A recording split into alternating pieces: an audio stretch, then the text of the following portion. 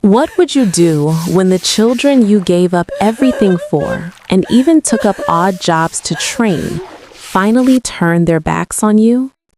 This is the insane story of Clara and all she had to endure. The morning Clara Hayes married Richard Hayes, her mother pressed a single white rose into her hands and whispered, "Make sure he loves you more than you love him."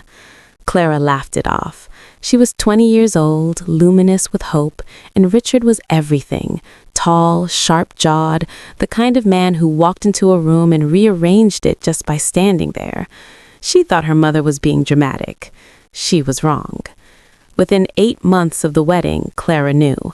Not all at once. It never happens all at once. First, it was the way Richard would go quiet after a drink.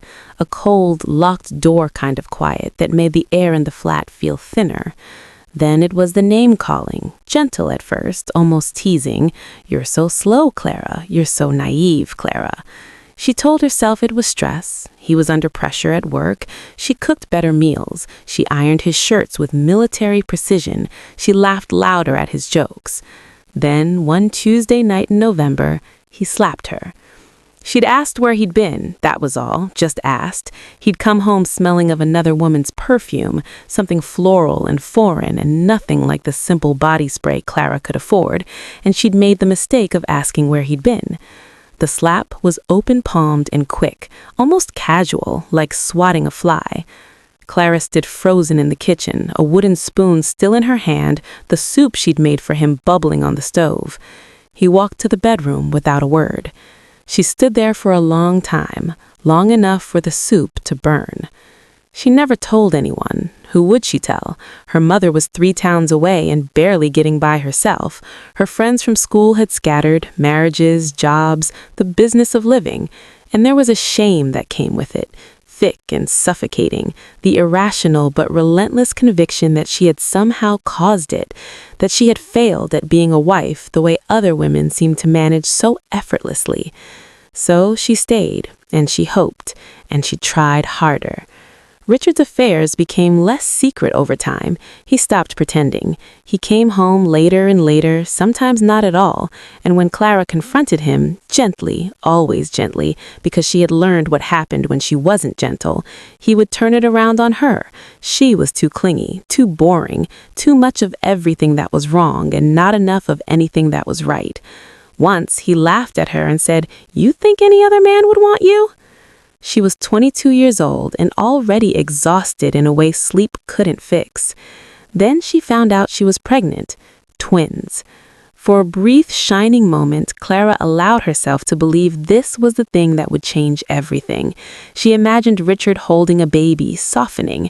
She imagined a version of their life that looked like what she'd always wanted. She told him over a dinner she'd spent 3 hours making, candles on the table, her nicest dress. He looked at her for a long time. Then he said, "I'm not ready for this."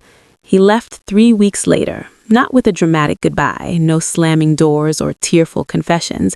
He simply began moving his things out, slowly, piece by piece, until one Sunday morning Clara woke up and the wardrobe was half empty and his key was on the kitchen counter, and he was gone. No note, no money, no forwarding address. Clara was 22 years old, 8 weeks pregnant, alone in a flat she couldn't afford, with a wooden spoon she still hadn't thrown away, and a life that had unmade itself so quietly she hadn't even heard it happen.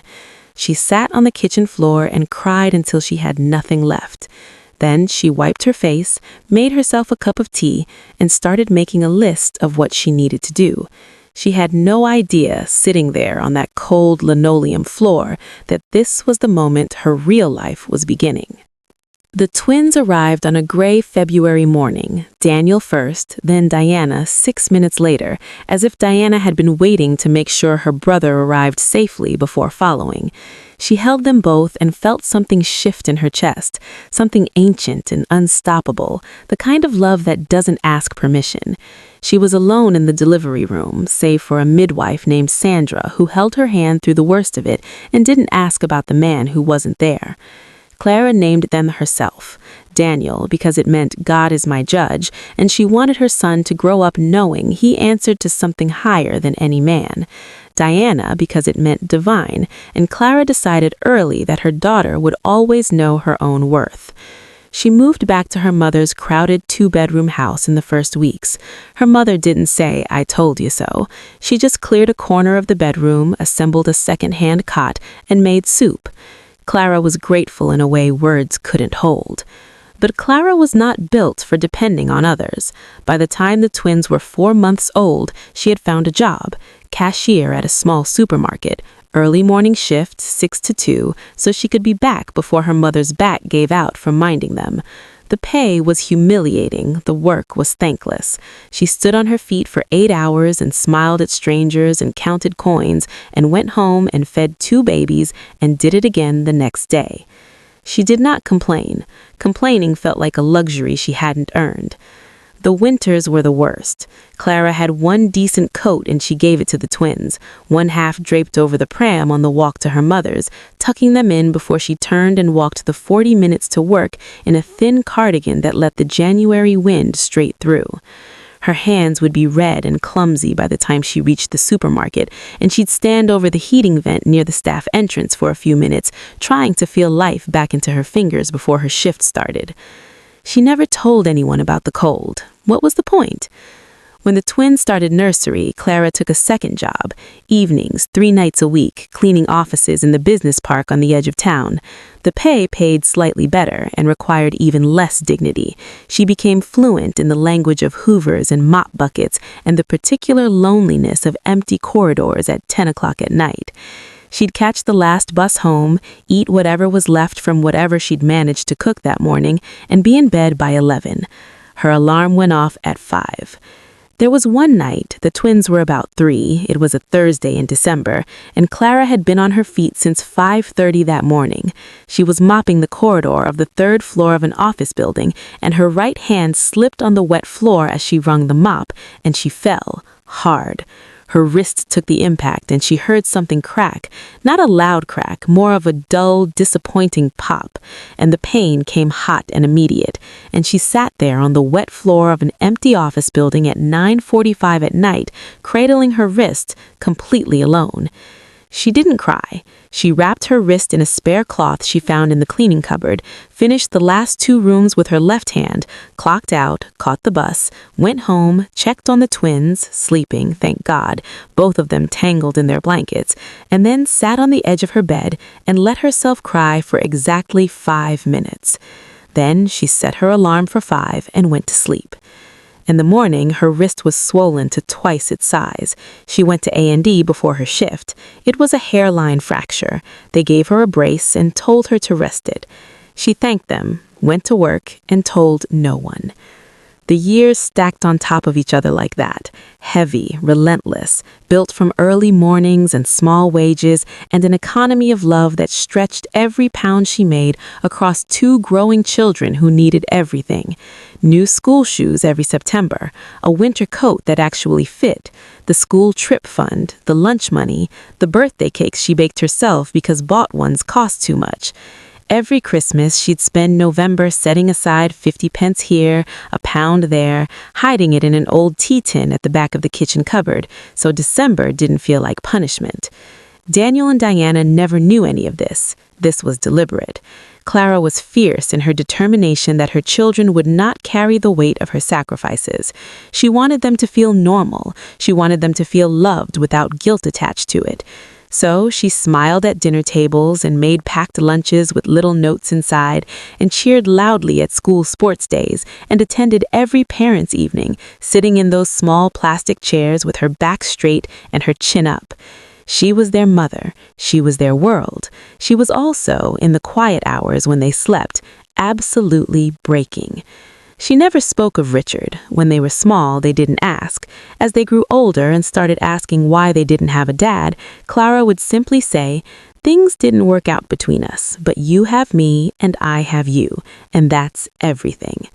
She told herself it was protection. She told herself they were too young for the truth. Later, much later, she would wonder if it was the silence itself that opened the door for the disaster that followed. But those years, the hard, grinding, cold, lonely, stubbornly determined years, those years were also the making of her. Every shift she worked when her body wanted to quit, every morning she rose before the sun, every time she chose to keep going when stopping would have been so much easier. Clara Hayes was becoming something.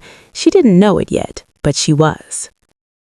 By the time Daniel and Diana were in secondary school, Clara had pieced together a life that looked, from a certain angle, almost ordinary. She'd moved out of her mother's house, finally, and to a rented 2-bedroom terrace on a quiet street, small but hers, with a narrow garden she planted with cheap marigolds every spring. She was still working 2 jobs. She had been for years. She had also, in the thin margins of time she carved out for herself, early Saturday mornings, Sunday evenings after the twins were in bed, started reading. Self-help books, business books, the kind with titles that promised transformation and occasionally, surprisingly, delivered it. She'd found most of them in charity shops for 20 pence each. She worked herself to the bone to keep them in school. She took on extra shifts when school trips came up. She learned to budget with a precision that would have impressed an accountant. She went without new clothes, social outings, dentist appointments she kept postponing so that they could go with, university application fees, UCAS registrations, student accommodation deposits. She found every penny from every place it could possibly come from, and she gave it freely.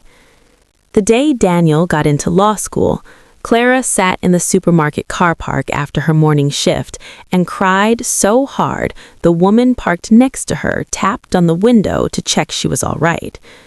Diana's medical school acceptance came 6 months later. Clara celebrated it the way she celebrated everything, quietly, at her kitchen table at 11:30 at night, with a cup of tea, her hands wrapped around the mug. She had done it, against everything. Against the man who left, against the cold mornings and the broken wrist and the coins counted and the nights she'd cried on the edge of her bed and then set her alarm and gone to sleep anyway. She had done it. The twins graduated within a year of each other. She attended both ceremonies in the same good coat, navy blue, the nicest thing she owned, altered by hand twice over the years. She sat in those great halls and watched her children walk across stages, and she thought, this is what I was for. She was 43 years old. She was tired in a way that had become so normal she couldn't remember what rest felt like. She had almost nothing at all, really, except 2 extraordinary children who had become extraordinary people. She was happy. She should have been paying more attention to what was coming. Richard Hayes came back the way bad weather does, without warning and with the specific quality of wrongness that settles in the bones before you can name it. He found them online. Daniel had posted a graduation photo on Facebook, cap and gown, grinning, Clara's cheekbones and Richard's height, and within a week, a message arrived in his inbox. "Daniel, it's your father. I've been looking for you for so long." Richard was prepared. He was articulate and emotional and devastatingly well-practiced. He had a story, and the story was detailed, and the story was a lie. He told them their mother had left them, that she'd met someone else while they were still married and run away in the night, taking his children from him, that he'd spent years trying to find them, hiring people, following dead ends, that he'd never recovered, that he'd stayed single out of faithfulness to the family he'd lost, that the only reason he had never been able to provide child support was because she had deliberately vanished and made it impossible. He cried during the first video call. Real tears. He had always been gifted that way. He told them their mother had been cold with him, difficult, controlling, that she'd always had what he called a complicated relationship with the truth. He shook his head at this, slowly, with the specific sadness of a man who has been wronged by someone he still, somehow, loves. "I'm not trying to turn you against her," he said to Daniel over whiskey. "She's your mother, but you deserve to know why I wasn't there. It wasn't my choice." He said this in a gentle voice that made it land twice as hard. It happened, gradually, then overwhelmingly quickly. Coffee with Daniel, then dinner with Diana, then a weekend visit, then within 8 months of that first message, Christmas photos posted online. Daniel and Richard at a restaurant, laughing. Diana and Richard at a family gathering, her arm through his. Captions that said things like, "making up for lost time," and "so grateful," and "my father, my friend." The posts multiplied. Richard knew exactly what he was doing. He took them to nice restaurants, the kind Clara had never been able to afford. He bought them gifts. He was warm, funny, and available in a way that made 25 years of absence feel somehow like something that had happened to him rather than something he had done. He was strategic. Every dinner, every phone call, every spontaneous memory he shared was calibrated. "Your mother told people I was violent," he said to Daniel over whiskey. "She said things about me that followed me for years. I never responded. I thought if I said anything, it would just look like I was attacking her. So I stayed quiet. I absorbed it. But I want you to know the truth." He let that sit. "The truth is, I was never violent. I was never anything but a man who loved his family and lost them." He poured another measure of whiskey. "But I've forgiven her, for your sake. You need to have a relationship with your mother." Daniel came home from that evening with something new in his eyes. Something that, when he looked at Clara, was no longer quite warm. Clara saw them. Of course she saw the posts. The world ensured she would see them. She said nothing, not at first. She tried very carefully to raise a concern. "Have you thought about the fact that you only have his side of the story?" she said to Daniel one Sunday afternoon. He looked at her with an expression she hadn't seen on his face before, something flat and measured and slightly, terribly cold. "Mom," he said, "he told us you left him." "That isn't what happened." Then what happened? And here was the trap she had built for herself. What had happened was ugly and complicated and required her to unspool decades of carefully held silence.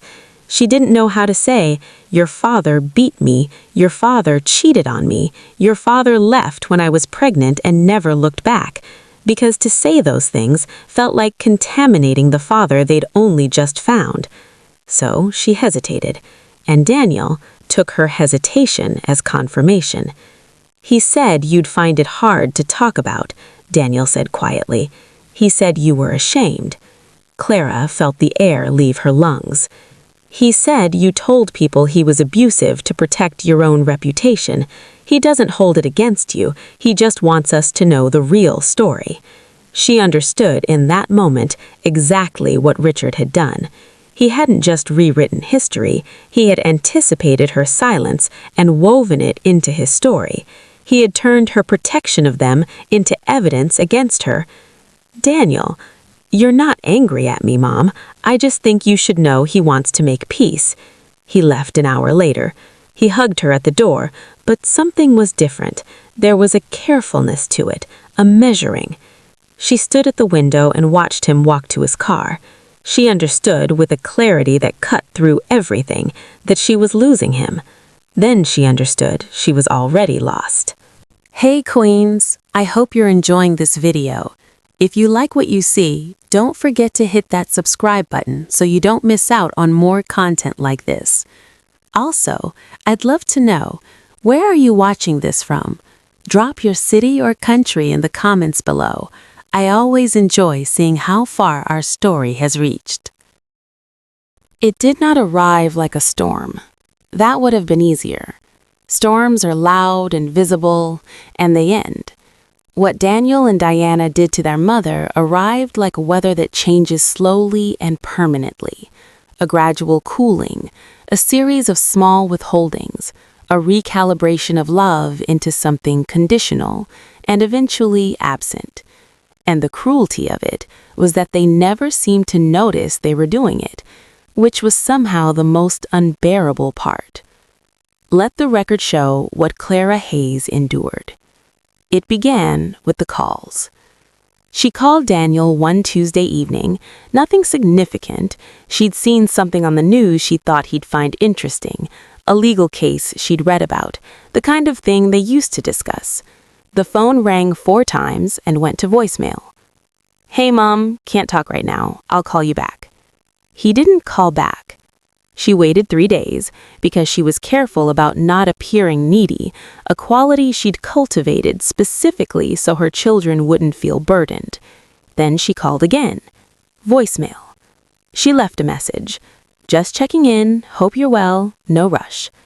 He didn't call back. She texted, "Hope work is going well. Missing you. Love, Mom." 3 days later, a single message came back. "All good, busy week, speak soon, X."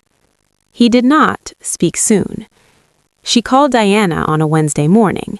Diana answered. This surprised her so much she almost forgot what she'd called to say. They spoke for 7 minutes. Diana was eating lunch during the call. Clara could hear the cutlery. Diana answered her questions in the short, courteous way of someone who is waiting for a conversation to be over. When Clara mentioned that she'd had a difficult week, her back had been bad, she'd had to cut a shift short, Diana said, "That's rubbish, Mom," with the enthusiasm of someone reading from a script, and then immediately said she had to get back to work. "Of course," Clara said. "Sorry to keep you." She apologized for calling her own daughter. She heard herself do it, and it sat in her chest like a stone. Then came Christmas. It was the first Christmas since Richard's reappearance. Clara had spent November doing what she always did, planning, saving, cooking. She'd bought gifts for both of them, wrapped them carefully. She cooked a full Christmas dinner on Christmas Eve, the way they'd always done it, a tradition she'd started when they were small. Turkey, roast potatoes, the bread sauce Daniel loved and Diana pretended to hate but always had thirds of. They didn't come. Daniel called on Christmas morning at 11:15. She was sitting at the set table with 2 untouched plates and the kitchen still warm from cooking. He sounded bright and cheerful and slightly distracted. "Happy Christmas, Mom. Just a quick one. We're over at Dad's. He's done this whole thing. It's actually really nice. I meant to tell you earlier, but it was a late decision. Sorry." A pause. "Are you all right?" "Fine," Clara said. "Happy Christmas, darling. We'll pop round soon, promise." He hung up. She sat at the table for a while. Then she wrapped the food, put it in the fridge, and spent Christmas Day reading a book she'd been meaning to read for months. She told herself it was fine. She told herself they were adults, and adults had complicated lives. She did not post about her Christmas on social media. What was there to post?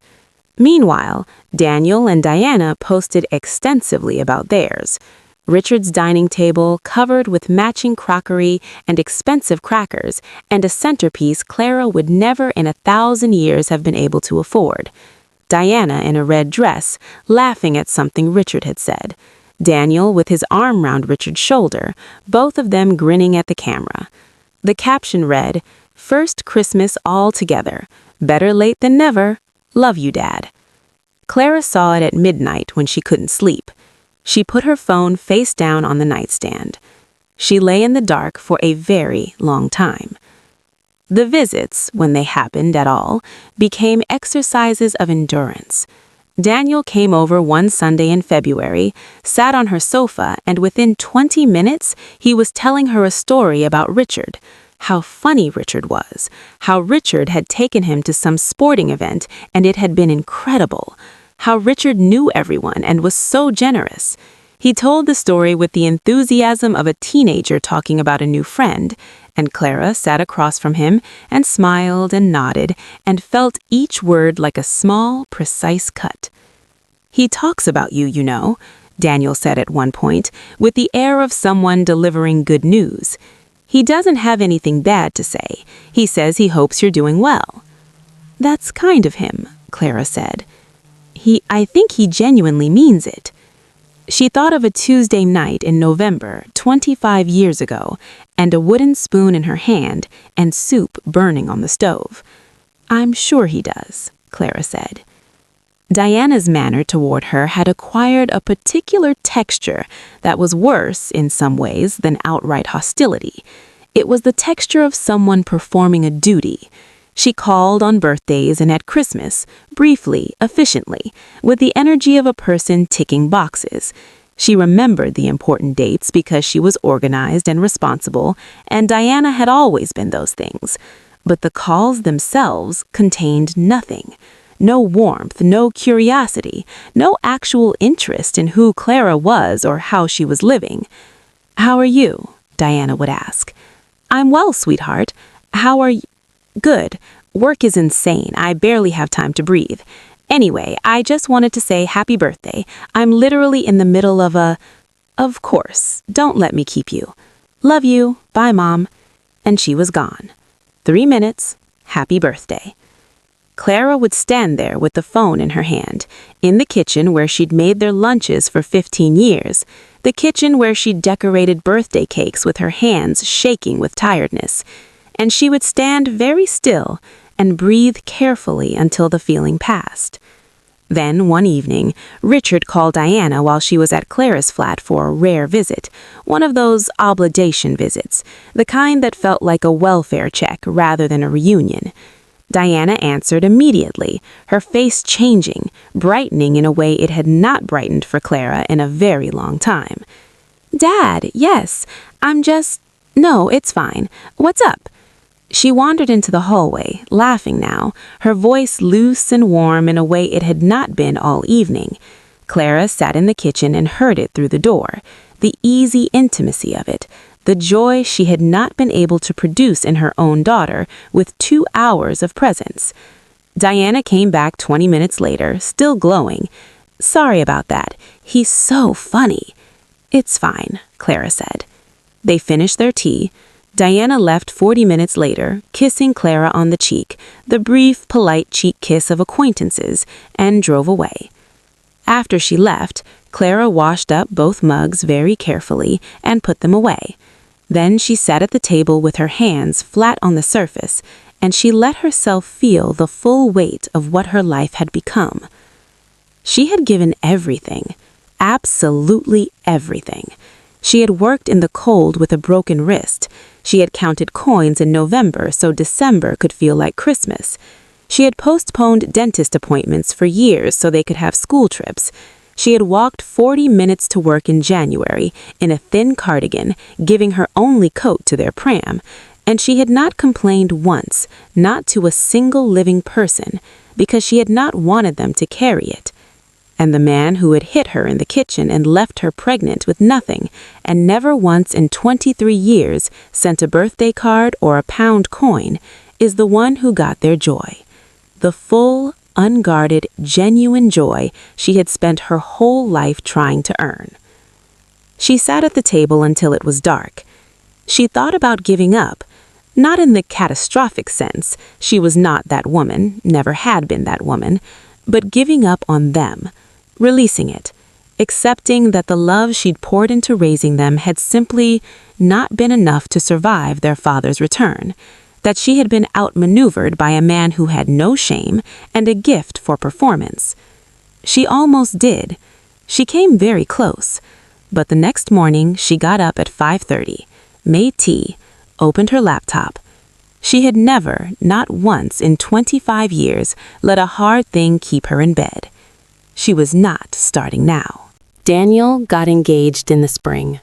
Her son, her brilliant, difficult, quietly heartbreaking son, got engaged to a woman named Sophie, who was kind and sharp and had her mother's laugh in a way that Daniel probably didn't notice. Clara found out from Facebook. Not a phone call, not a text even. She was scrolling on a Wednesday evening, still in her work clothes, and there was Daniel's face, his lovely face, her face, the face she had loved since before he had language, beaming at the camera, Sophie's hand raised to show the ring, and the caption, "She said yes, luckiest man alive." The post had 47 likes. Richard had commented, "So proud of you, son. She's a wonderful girl. Congratulations." Clara found out with 48 other people. She stared at the screen for a long time. Then she typed, "Congratulations, my darling. She is wonderful. So proud of you. Love, Mom." And she posted it. Daniel liked the comment. He did not reply to it. He did not call. She waited a week. Then she sent a text. "So thrilled about the engagement. Would love to take you both to dinner to celebrate when you have a free evening." 3 days later, "Thanks, Mom. Hectic right now. We'll let you know when things calm down. X." Things apparently never calmed down. The dinner didn't happen. The wedding planning proceeded, as far as Clara could tell from the social media posts that kept arriving like small, carefully aimed missiles, without her input. Richard was apparently very involved. There were photos of him and Daniel at a venue viewing, a beautiful country house, pale stone and formal gardens, the kind of place Clara had never set foot in. There was a photo of Richard and Sophie's father at what appeared to be a lunch, the future grandfathers of future children getting acquainted, shaking hands and grinning at the camera. Clara was not in any of the photos. She was invited to the wedding. She received an invitation in the post, a thick cream card with silver lettering, formal, the kind of invitation you send to a guest. She stood at the kitchen counter and held it and thought about all the times she'd sat by Daniel's hospital bed when he was 8 and had his appendix out, refusing to leave even when they told her visiting hours were over. She thought about the A-level history essay she'd stayed up until 2 in the morning helping him structure. She thought about the Sunday mornings she'd driven him to football practice for 3 years in a car that cost her everything she had, on a provisional license she'd finally got at 35, specifically because he needed to get to football practice. She received an invitation, in the post, like a neighbor. She went. Of course she went. She wore the navy coat, still the same coat let down at the hem now, restyled, and she did her hair and she held herself with the quiet dignity that had always been her armor. And she sat in the church pew and watched her son marry a good woman, and she was glad, genuinely glad, that he had found this. But she sat in the 4th row. Richard sat in the 2nd. At the reception, Richard gave a speech. She had not been warned about this. The best man gave his speech, Sophie's father gave his, and then the microphone was passed with what felt like seamless pre-planning to Richard. He spoke for 6 minutes. He was polished and warm, and he cried at the right moments. He talked about his son. He talked about the years apart and how painful they had been and how he had never stopped thinking about Daniel for a single day. He talked about what a fine man Daniel had become, and here he looked at Daniel with an expression of pure, practiced fatherly pride, and said that seeing him standing at that altar was the greatest gift of his life. He thanked Sophie's family. He thanked the groomsmen. He said he hoped Daniel and Sophie's love would be an example to everyone in the room. He sat down to genuine, sustained applause. He did not mention Clara. Not one word. She had sat there for 6 minutes and listened to the man who once left her pregnant and penniless describe the son she raised alone as his greatest achievement, and her name did not pass his lips once. She reached for her wine glass and kept her face arranged and told herself she was fine. Later, she found Daniel at the edge of the dance floor during a slower song. She touched his arm and he turned and smiled, a real smile, a briefly unguarded one, and for a moment she was her son again, entirely, the small boy who had slept on her shoulder on overnight buses and drawn her pictures at nursery and told her she was her favorite person. "You look beautiful, Mom," he said. "You look so happy," she said back. "I'm so glad." He hugged her, a proper hug. Brief, but real. "I'm glad you're here." "I wouldn't have missed it," she said, and she meant it. No matter what had passed between them, she would never have missed it. He was called away 30 seconds later by a friend wanting a photo. Clara stood at the edge of the dance floor and watched him go, laughing at something, being pulled into a group of people who were all young and gleaming and entirely at ease. Across the room, Richard caught her eye. He smiled at her. A slow, careful smile. The smile of a man who knew exactly where he was standing and exactly where she was standing and was deeply satisfied with the arrangement. Clara held his gaze for 3 long seconds. Then she turned and walked to the bar. She had 2 glasses of wine, made pleasant conversation with Sophie's aunt, and left at 10:15. She told Sophie she had an early morning and congratulated her warmly and meant every word of it.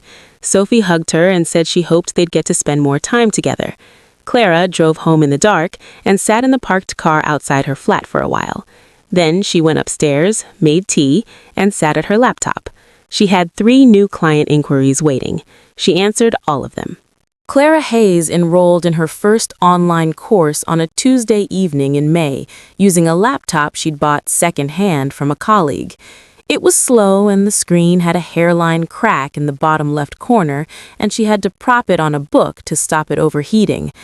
She sat at the kitchen table with a notebook and a pen, and she wrote Digital Marketing, Module 1, at the top of the first page, and she began. She was 46 years old. Her children barely spoke to her. She was starting over.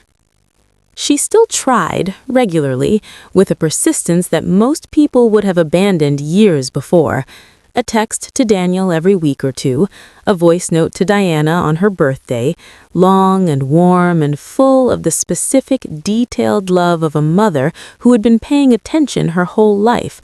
The kind of message that referenced a conversation they'd had months ago, that showed she remembered everything, that proved she had never once stopped caring. Diana would reply to the voice notes with a thumbs-up emoji. A thumbs-up emoji. Clara would look at that small yellow circle on the screen and feel something she didn't have words for. She had spent 25 years building a person, and the person was sending her a thumbs-up emoji. The calls she made were increasingly unanswered. She understood the protocol now. She would call, it would ring, and one of 2 things would happen. The call would go to voicemail, or it would ring twice and then stop, meaning they'd seen it and actively declined it. She knew the difference between a busy person not answering and a person pressing the red button. She had excellent instincts, and she had raised these people. She knew. Daniel called back occasionally. When he did, he was always in transit, in his car, heading somewhere, the call framed as something being fitted in rather than something chosen. He'd ask how she was in a tone that suggested he hoped the answer was short. She learned to make the answer short. She had a whole vocabulary now of brief, upbeat updates that required nothing from him. "I'm well, keeping busy." "Work is going well, thank you." "Yes, the flat is lovely. I'm very happy here." She tailored herself down to a size that was comfortable for him. She did this consciously, deliberately, because she loved him, and she would take 5 minutes of this Daniel over nothing. Meanwhile, Richard continued his campaign with the precise, patient dedication of a man who had nothing to lose and everything to gain. He texted them both every day. He appeared at every significant event: Daniel's first big court win, Diana's hospital achievement award, birthday dinners, colleague gatherings. He made himself indispensable. He continued, in the way he had always been gifted at, making people feel seen. "Your father really shows up," one of Daniel's friends apparently said. Daniel had relayed this to Clara, not unkindly, but without seeming to hear the knife in it. Clara had nodded and smiled and changed the subject. "Your father really shows up." 23 years of absence, rewritten by a year of expensive dinners. The first online course led to a second, which led to a third. Clara discovered she had a mind well-suited to understanding systems, how things connected, how information moved, what people wanted, and how to meet them where they were. She began with small things: a social media page for a local bakery, a friend's handmade jewelry business, a neighborhood dog walker who needed an online presence. By the second year, she had 3 paying clients. By the third, she had 11. She raised her prices carefully, and the money began to accumulate in a way money never had before in her life. Not dramatically, not all at once, but steadily, reliably, like water filling a container. During all of this, she was still trying to reach her children. She never stopped trying. Diana missed her birthday call one year. Not the text, she sent a text, efficient and brief, But Clara had called that morning, hopeful, and it had gone to voicemail. She'd left a message. Diana had listened to it, apparently, because a text arrived 2 hours later. "Happy birthday, Mom. Hope you have a lovely day. Sorry, in clinic. Speak soon. X." Clara's birthday was on a Sunday. Diana did not work Sundays. The business grew. She moved clients from the local and small to the national and substantial. An international client found her through a referral, and the invoices she sent them were in dollars, actual dollars, more per month than she'd earned in a year at the supermarket. She would sit at the kitchen table, the old, cracked laptop long since replaced with a proper machine, and she would look at the figures and feel something between disbelief and the very deep, very quiet satisfaction of a woman who had been told for 25 years that she was not enough. She had something to say about that now. She found the orphanage through a colleague. She went once and didn't leave. She went every Saturday. The children there had an easy fluency with loss that she understood from a different angle than most, and it made her useful to them in a way she hadn't expected. She didn't have to explain her sadness. She simply showed up with her hands open and gave what she had. It was at the orphanage that she met Martin Ashworth. Martin was 53, widowed, and sat on the charity's board of trustees. He was quiet in the way that some men with genuine substance are quiet, not because they had nothing to say, but because they didn't need to fill every silence. He had kind eyes and steady hands, and made the best coffee Clara had ever tasted. He asked her, the 5th Saturday they'd overlapped, if she'd like to have coffee after the session. She said yes. She surprised herself. Their courtship was slow and unhurried, and exactly what she needed. He told her about his wife, Eleanor, who had died of cancer. She told him about the twins, about the years, about Richard. She told him more than she'd told anyone. He listened the way that good people listen, not to respond, but to understand. When she finished, he was quiet for a moment, and then he said, simply, "You're remarkable, Clara." She had never heard those words aimed at her before. Not like that. Not from someone who knew the full weight of what they were saying. She started crying, which she didn't mean to do, and he handed her his handkerchief, an actual handkerchief, ironed, and she laughed through the tears, and the whole thing was entirely undignified and entirely wonderful. By the time the truth about Richard finally emerged, Clara Hayes was living a life she had built herself from scratch, from nothing, in the ruins of everything she had once lost. She was in a beautiful 2-bedroom flat with high ceilings and a balcony where she grew herbs. She had a business turning over more money each month than she'd once earned in a year. She had a community. She had Martin. She was 50 years old. She was, for the first time in her life, genuinely free. Her children still barely called. She still picked up every time they did. It was Diana who heard it first. She was in Birmingham for a medical conference, standing at a drinks reception in a hotel lobby, when a man across the room caught her eye and kept looking. He was elderly, late 70s, and there was something about the way he was looking at her that wasn't unsettling, but was specific in a way she couldn't place, like recognition. She almost didn't go over, but something made her cross the room. "Excuse me," the man said before she could speak. "I'm sorry to stare, but are you Clara's daughter?" His name was Jeffrey Marsh. He was 78 years old and had been a neighbor on the street where Clara and Richard had lived when they were first married. He had moved away decades ago and thought of that time rarely, until he looked across a hotel lobby and saw a young woman with Clara Hayes' eyes and Richard Hayes' height, and felt the past arrive like a physical force. He had, as it happened, something to say. "I don't know if your mother ever told you," Jeffrey said, his voice careful with the weight of old men who understand that words matter. "But I was there for quite a lot of it." Diana sat with him for 2 hours. She heard things she had known, somewhere in the wordless animal part of herself, were coming. She had pushed them away. She was good at pushing things away. But here they were now, arriving through an elderly man's quiet voice in a hotel lobby, and she had no defenses left. Jeffrey had heard the shouting through the walls. multiple times, and always the same voice doing the shouting. He had seen Clara once outside in winter, wearing long sleeves in a way that told its own story to anyone paying attention. He had seen Richard with other women, twice that he knew of, on the very street where they lived, in plain sight, with the brazenness of a man who had stopped caring about being caught. He remembered the morning Richard's things began disappearing, not all at once, piece by piece over the course of a few weeks, the way a man removes himself when he has already decided to go and is simply waiting for the logistics to catch up with the decision. He remembered seeing Richard load boxes into a car one Sunday. He remembered the flat going quiet after that. And he remembered Clara, some weeks later, still there, visibly pregnant, alone, getting on with it in the way she always got on with things. "She didn't leave him," Jeffrey said, and his voice was very quiet. "He left her. He left her carrying his children with no money and no warning, and he didn't look back." Diana was very still.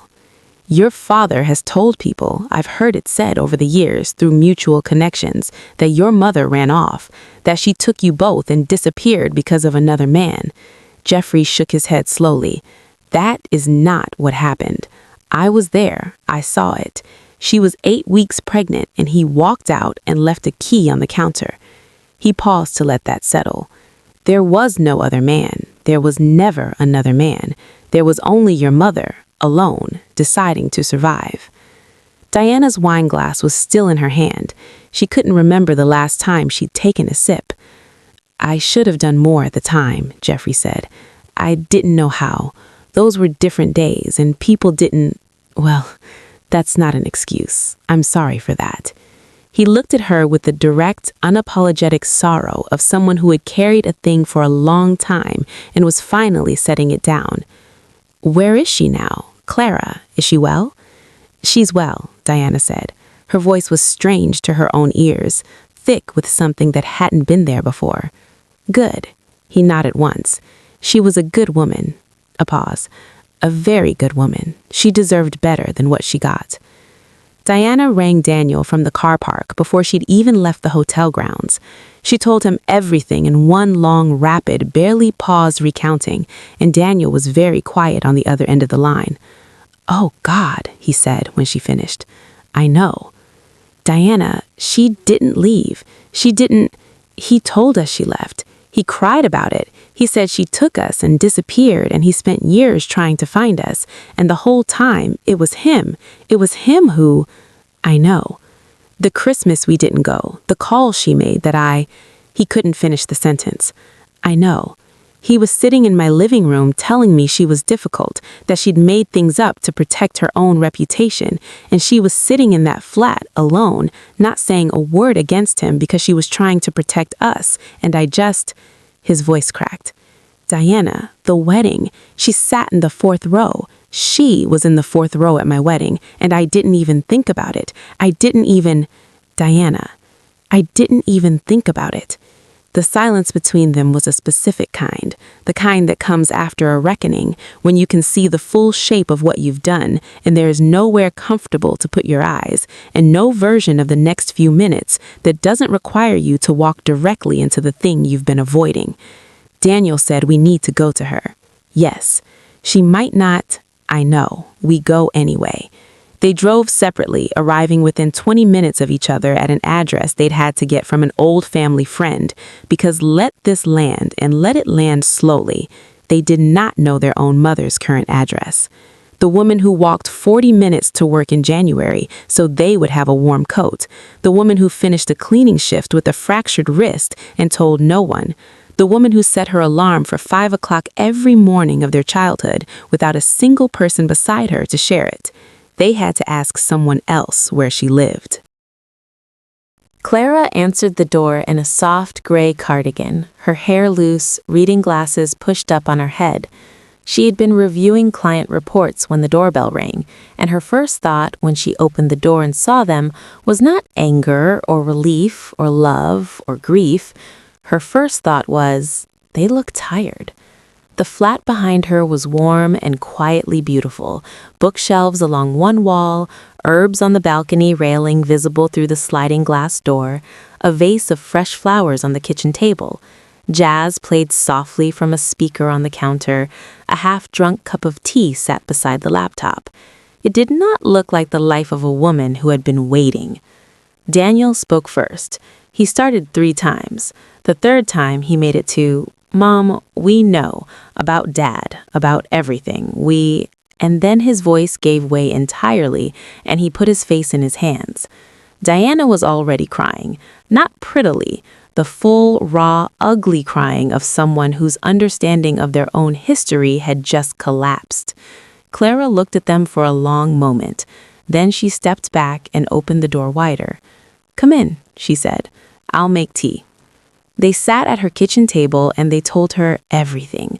Jeffrey Marsh and the hotel lobby and the 2 hours and what he'd said, the realization in the car park, the drive over.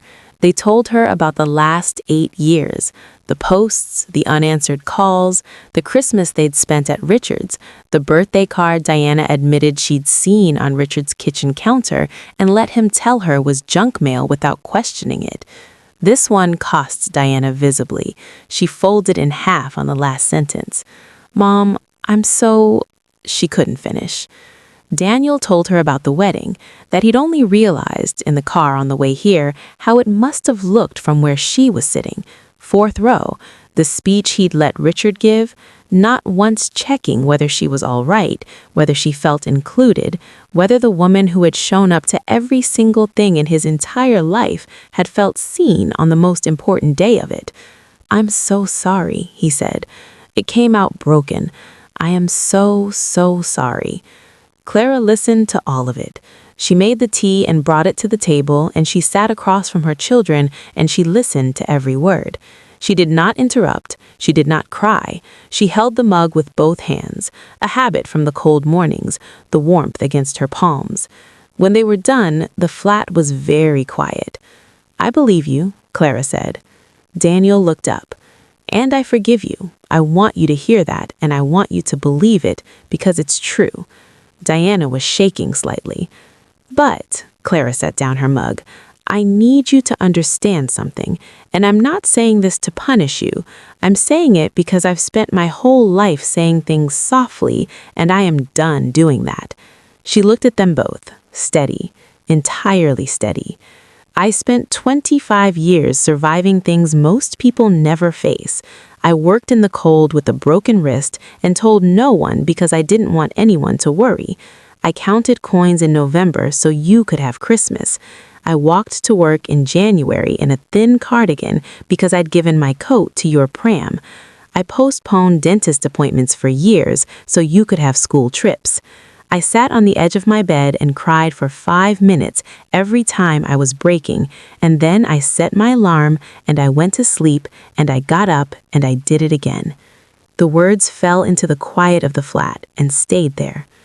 "And when your father came back with his tears and his lies, the man who left me pregnant with nothing and never once sent a birthday card or a pound coin in 23 years, you chose him.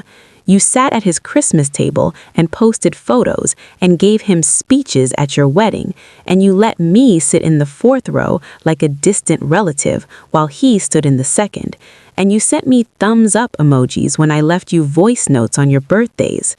Diana made a small sound. "Thumbs up emojis," Clara said again, not with anger, with something quieter and more final. "I never stopped trying to reach you, not once, not in 8 years. I called and I texted and I sent cards and I showed up to every single thing you'd let me come to because you were mine, and I would have continued to do that for the rest of my life." She paused. "But I want you to understand what that cost me because you deserve the truth, and I have protected you from it for long enough." She told them. Not everything. She had never been the kind of woman who needed to empty a wound entirely in public, but enough. The night he hit her, the nights, plural, the affairs he hadn't bothered to hide, the morning she'd found the wardrobe half empty and his key on the counter, the choice she'd made in the dark of a 2 a.m. to get in a minicab with 2 babies and a single bag and not look back. I didn't tell you because I didn't want you to carry it. I didn't want my pain to become your story. I wanted you to have a childhood, not a grievance. She looked at them. I was wrong. Not in protecting you, you were children, but in keeping the silence as long as I did. It left a space, and your father filled it. The flat was very quiet. The hardest thing I ever did, Clara said, was survive your father. The second hardest was surviving you. Daniel was crying without sound. Diana had her face in her hands. I'm here, Clara continued. I'm your mother. The door is not closed, but coming back and asking forgiveness is not the same as going back to before. I have a life now, a real one. I have a business and a home and friends and a man who loves me, properly loves me, genuinely, in the way that I now know I deserve, and I am not dismantling any of that because your father finally ran out of road. She looked at them with something utterly clear. I need you to come back slowly, honestly, as adults who understand that love is not just a feeling, it's a practice. It requires showing up. It requires choosing the person, even when it's inconvenient. She picked up her mug. Can you do that? Daniel looked at Diana. Diana looked at Daniel. Yes, Daniel said. Yes, Diana said. Clara nodded. She got up and refilled the kettle. They sat there for another 2 hours, talking, really talking for the first time in a decade. Clara told them some things, not all things, but some things. They told her things too, the discomforts they'd pushed away, the moments that hadn't added up, the times they'd let themselves not look too closely. Diana told her about the first time she'd met Richard and how something in her gut had felt uncertain. Trust your gut, always, Clara said. I say it like it's important. It's the opposite of simple. When they left, Clara walked them to the door.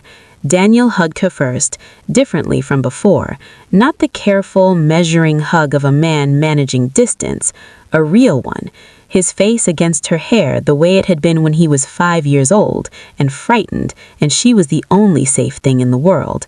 She held him for a long moment. Diana was last. She held on without speaking, shaking slightly, and Clara rubbed her back in the slow circles she'd used when Diana was small and the world was too much. They drove away in the November dark. Clara stood at the door and watched until their tail lights were gone. Then she went inside. She sat at the kitchen table for a while, in the quiet flat that smelled of flowers and tea, with the jazz still playing, and the herbs on the balcony, and the client reports open on the laptop. She thought about who she had been at 22, on the kitchen floor, making a list. She thought about Jeffrey Marsh in a hotel lobby, and Justice arriving in old age at unexpected angles. She thought about Martin, who would call tonight, who always called at 9. The tears, when they finally came, were not the tears of a broken woman. They were the tears of someone putting down something very heavy that they had carried a very long way. She let herself feel all of it, the grief and the relief and the anger and the love and the enormous, quiet, durable dignity of a woman who had refused again and again and again to be destroyed. Then she picked up her phone. Martin's name was at the top of her recent calls. She dialed. He answered on the second ring. Clara, he said, just her name, like it was something good. Hi, she said. How are you? She looked out at the balcony, the dark shapes of the herbs against the November sky. Good, she said, and it was true. Actually good. 6 months after that November evening, Clara and Martin got engaged on a Tuesday morning at his kitchen table over the world's best coffee and a crossword they'd been doing together for over a year. He didn't make a production of it. He'd asked her months earlier what she wanted, and she'd said something honest, something real, no performance. So he slid the ring across the table between 2 coffee cups and said, I'd very much like to spend whatever time I have left with you, if you're agreeable. She picked it up and looked at it. "I'm agreeable," she said. She told Daniel and Diana at a dinner she hosted at her flat in the spring, the first dinner they'd had together, all three of them, in 9 years. She'd cooked properly, the way she used to, and burned the onions twice because she was nervous, which she hadn't expected. Daniel shook Martin's hand with the careful formality of a son who understood he had no standing to offer objections and was simply trying to be a man worth being proud of. Diana cried, the small, undignified, happy tears she'd always cried at the end of hard things, and held Clara for a long time. It was not the same as before. Clara had not promised them it would be the same as before, but it was real, and it was honest, and it was beginning. Richard Hayes was not invited to the wedding. Clara had, in the end, nothing dramatic to say about him, no final confrontation, no letter. What she felt when she thought about him now was something quieter than anger, and something more dignified than forgiveness. The feeling you have when you look at an old scar. Recognition, distance, the simple, durable fact of survival. He had tried to erase her from her own story. She had outlasted him. On the morning of her wedding, Clara stood in front of the mirror in the bedroom of the flat she'd built herself, in the dress she'd chosen herself, in the life she had assembled from nothing, piece by piece, in the cold and the quiet, and the long years no one had applauded. She thought about a woman she used to know, a woman on a kitchen floor with a wooden spoon and a burned pot of soup and a list to make. She smiled at herself in the mirror. "Well done," she said quietly to that woman. "You did it." She meant every word.